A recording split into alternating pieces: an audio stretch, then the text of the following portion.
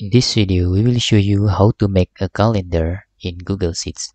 There is two methods to create a calendar in Google Sheets.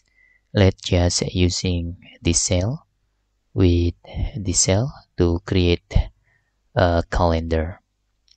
First, we can insert a calendar using insert drop down in here, and from the criteria just select is valid date, and if not the date type, we can reject the input and we can click done.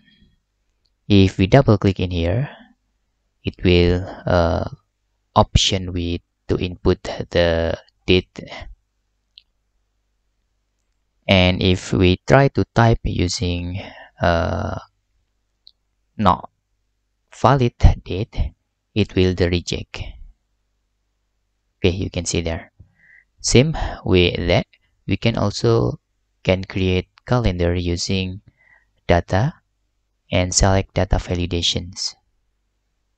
Okay, we can click add rule in the A3, you can see there. We can also select is valid date and reject if was not the valid date. We can click done. If we double click, you can see there. After we can just input the number like this, it will reject. And that's all tutorial how to create calendar in Google Sheets. Hope this video helpful for you.